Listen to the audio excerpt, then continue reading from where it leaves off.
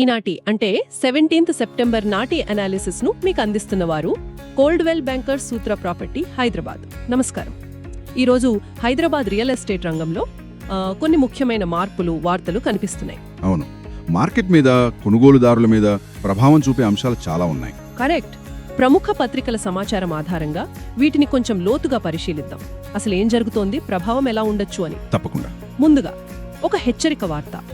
TG RERA అంటే మన real estate regulatory authority Kritika infra developers నుంచి ప్లాట్లు కొనొద్దని ప్రజలను హెచ్చరించింది. ఓ, ఏమైంది అక్కడ? బోడుప్పల్లో వాళ్లదో ప్రాజెక్ట్ ఉంది, శేషాద్రి సిల్వర్ ఓక్ అని. అక్కడ డబ్బులు కట్టినా రిజిస్ట్రేషన్లు చేయట్లేదని కొనుగోలుదారులు ఫిర్యాదు చేశారు. అంటే ప్రాజెక్ట్ అప్రూవల్స్ లో సమస్య ఉందా? అదే రేరా విచారణ చేస్తే ఆ ప్రాజెక్టుకు అసలు రేరా రిజిస్ట్రేషనే లేదు. అంతేకాదు హెచ్ఎండిఏ లేదా జీహెచ్ఎంసీ అనుమతులు కూడా లేవని తేలింది. అబ్బో, ఇది చాలా సీరియస్ విషయం. రేరా యాక్ట్ ప్రకారం ఇది పెద్ద ఉల్లంఘన కదా. ఖచ్చితంగా. పైగా సేల్ అగ్రిమెంట్ లేకుండానే 10% కంటే ఎక్కువ డబ్బు వసూలు చేశారు. అది కూడా చట్టవిరుద్ధం. మరి రేరా ఏం చర్యలు తీసుకుంది? ఆ కంపెనీకి దాదాపు 29.96 లక్షల జరిమానా విధించారు. ఆ తర్వాత ప్రీ లాంచ్ ఆఫర్ల పేరుతో మోసం చేశారని కృతికా ఇన్ఫ్రా ఎండీ శ్రీకాంత్ ను పోలీసులు అరెస్ట్ కూడా చేశారు. ఇది కొనుగోలుదారులకు ఒక రకంగా మేల్కొలుపు లాంటిది. ఎంత జాగ్రత్తగా ఉండాలో చెబుతోంది.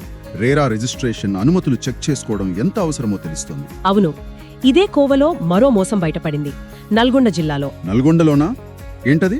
ఇది నకిలీ పట్టాదారు పాస్బుక్ల కుంభకోణం.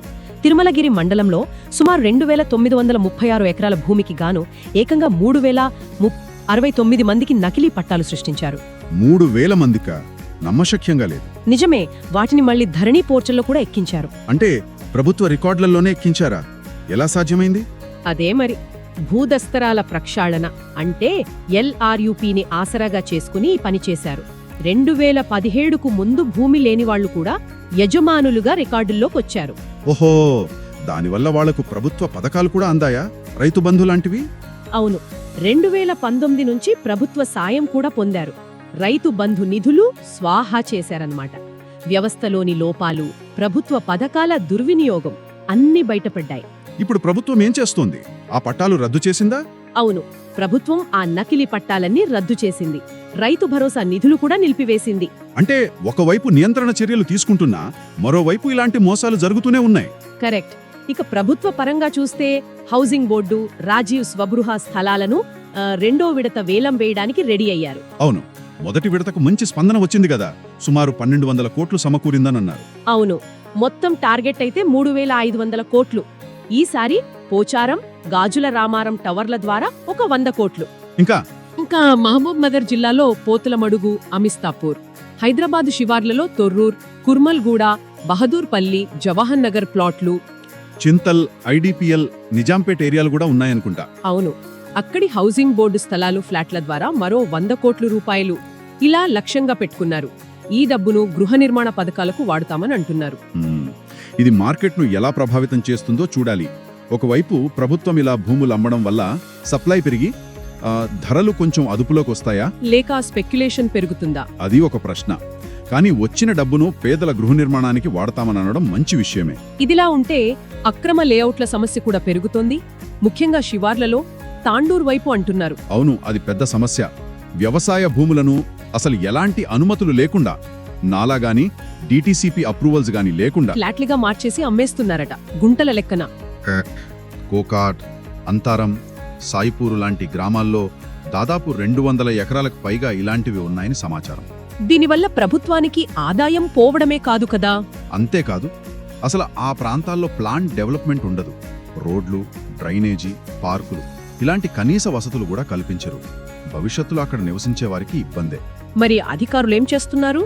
2020 తర్వాత వెలిసిన వాటికి నోటీసులు ఇస్తున్నామని కోకాట్ పంచాయతీ కార్యదర్శి చెప్పినట్టు వార్తలొచ్చాయి. కానీ ఇది ఎంతవరకు నియంత్రిస్తుందో చూడాలి. ఇలాంటి ఉల్లంఘనలకు సంబంధించి మరో విషయం. శంషాబాద్ దగ్గర తొండుపల్లి టోల్ ప్లాజా వద్ద సర్వీస్ రోడ్డు ఆక్రమణ. అవును, అది కూడా చూశాను. ఔటర్ రింగ్ రోడ్ ఎగ్జిట్ 16 దగ్గర కదా, సర్వీస్ రోడ్నే కబ్జా చేసి భవనాలు కట్టేస్తున్నారు. మున్సిపల్ పర్మిషన్లు కూడా లేవంటున్నారు. అయినా నిర్మాణాలు ఆగట్లేదు. దీనివల్ల ట్రాఫిక్ జామ్ సమస్య తీవ్రంగా ఉంది అంటున్నారు. ఉదయం, సాయంత్రం వేళల్లో కిలోమీటర్ వరకు వాహనాలు నిలిచిపోతున్నాయట. అంతేకాదు, హెచ్ఎండిఏ అక్కడ రోడ్డు విస్తరణ చేద్దామనుకుంటే ఈ ఆక్రమణల వల్ల ఆ పనులు కూడా ఆగిపోయాయట. ఇది పూర్తిగా మౌలిక సదుపాయాల నిర్వహణలో నిర్లక్ష్యం, నిబంధనల అమలులో వైఫల్యం అన్నమాట. అవును, మొత్తంగా చూస్తే హైదరాబాద్ రియల్ ఎస్టేట్ మార్కెట్లో ఒక పక్క రీరా లాంటి నియంత్రణ సంస్థలు యాక్టివ్గా ఉన్నాయి, మోసాలు బయటపడుతున్నాయి. మరోపక్క ప్రభుత్వమే ఆదాయం కోసం భూములు అమ్ముతోంది. ఇంకోవైపు అక్రమ లేఅవుట్లు, రోడ్డు ఆక్రమణలు లాంటివి యథేచ్ఛగా కొనసాగుతున్నాయి. ఒక సంక్లిష్టమైన పరిస్థితి ఇది. నిజమే, అంతా ఒకేసారి జరుగుతోంది. నియంత్రణ, అభివృద్ధి, ఉల్లంఘనలు అన్నీ కలిసి కనిపిస్తున్నాయి. మరి దీని సారాంశమేంటి? What does this all mean for Hyderabad's real estate future? ఒక ఆసక్తికరమైన ప్రశ్న ఏంటంటే, ఈ పెరుగుతున్న నియంత్రణ చర్యలు, ప్రభుత్వ భూముల అమ్మకాల నేపథ్యంలో హైదరాబాద్ శివార్లలో ఫార్మల్ అంటే క్రమబద్ధమైన, ఇన్ఫార్మల్ అంటే అక్రమ రియల్ ఎస్టేట్ అభివృద్ధి మధ్య ఆ సమతుల్యత భవిష్యత్తులో ఎలా మారబోతోంది? అంటే రెగ్యులేషన్ పెరుగుతున్నా అనధికార మార్కెట్ కూడా పెరుగుతుందా? అదే, దాన్ని అరికట్టడానికి తక్షణ చర్యలతో పాటు ఒక దీర్ఘకాలిక ప్రణాళిక, పటిష్టమైన అమలు యంత్రాంగం ఎంత అవసరమనేది ఆలోచించాల్సిన విషయం. కేవలం చర్యలు ప్రకటించడమే కాదు, వాటిని క్షేత్రస్థాయిలో అమలు చేయడం ముఖ్యం. కరెక్ట్, ఆలోచించాల్సిన విషయమే. Thanks for listening. Hyderabad property మరియు రియల్ ఎస్టేట్ అప్డేట్స్ కోసం ప్రతిరోజు మా పాడ్కాస్ట్ని వినండి.